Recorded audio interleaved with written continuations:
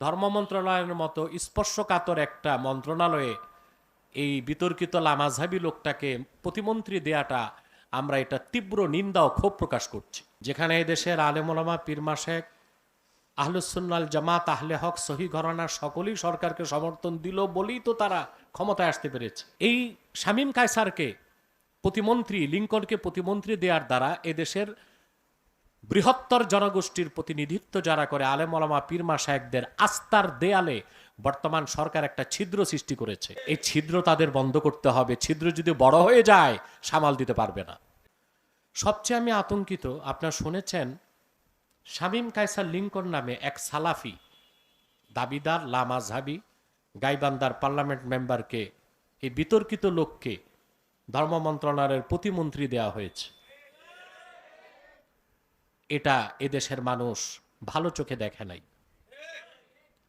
সরকার এটা কাদের খপ্পরে পড়ে কাজটা করলো আমার বুঝে আসতেছে না।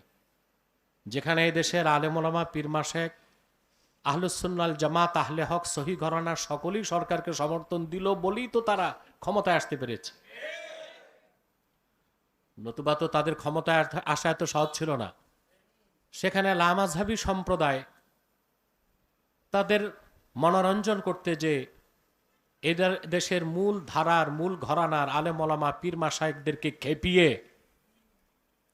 ধর্ম প্রতিমন্ত্রীর পদে এই বিতর্কিত লোককে দেওয়ার অর্থ হচ্ছে সরকারের আশেপাশে কিছু দুষ্ট লোক আছে তা বোঝা যায়, যারা সরকারকে বেকায়দায় ফেলতে চায়।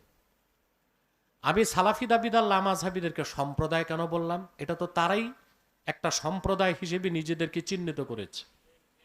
আমরা হানাফি, শাফি, মালিকি, হাম্বলি। কারো মসজিদে কি লেখা থাকে হানাফি মসজিদ? সকল মুসলমানের জন্য মসজিদ। কিন্তু লামাজহাবিদের মসজিদে লেখা থাকে আহলে হাদিস মসজিদ। বাংলাদেশে হাজার হাজার মাদ্রাসা আছে, কোনো মাদ্রাসায় লেখা আছে হানাফি মাদ্রাসায়? যে কোনো মুসলমান পড়তে পারবে, কিন্তু তাদের মাদ্রাসাতেও লেখা থাকে আহলে হাদিস সালাফি মাদ্রাসা। তো তারা যে একটা মাসলাক না, ঘরানা না, একটা সম্প্রদায়, এটা তারা প্রমাণ করেছে। এরা তো সালাফিজম, এই তথাকথিত এরা সালাফিরা, এরা লামাজহাবি। লামাজহাবি মানে এক দৃষ্টিতে লা দিনই, এরা দিন ইসলামকেই পুরা বিশ্বাস করে না।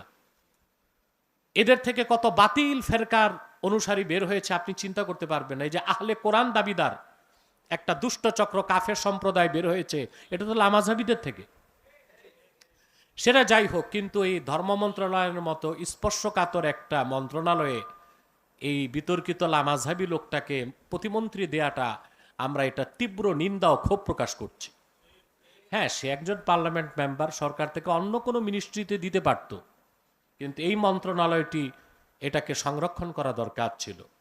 আমি সরকারকে মনে করিয়ে দিব 2001 থেকে 5-এ তারা যখন রাষ্ট্র ক্ষমতায় ছিলেন, এদেশের আলেম ওলামা পীর মাশায়েখ আহলে সুন্নত আহলে হক, এই বিশাল আলেম ওলামা পীর মাশায়েখ যারা সারা দেশের মুসলমানদের প্রতিনিধিত্ব করে, তাদের সাথে তৎকালে বিএনপি সরকারের দূরত্ব সৃষ্টি করেছিল সালাফিরা।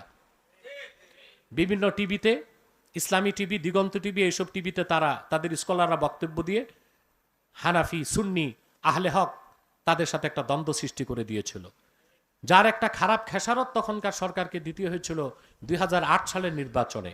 দেশের সকল আলেম ওলামা, মাদ্রাসা, পীর মাশায়েখই তখন তথাকথিত মহাজোটকে ভোট দিয়েছিল। অতএব আমি মনে করি এই শামীম কায়সারকে প্রতিমন্ত্রী, লিঙ্কনকে প্রতিমন্ত্রী দেওয়ার দ্বারা এদেশের বৃহত্তর জনগোষ্ঠীর প্রতিনিধিত্ব যারা করে আলেম ওলামা পীর মাশায়েখদের আস্থার দেয়ালে বর্তমান সরকার একটা ছিদ্র সৃষ্টি করেছে। এই ছিদ্র তাদের বন্ধ করতে হবে। ছিদ্র যদি বড় হয়ে যায় সামাল দিতে পারবে না।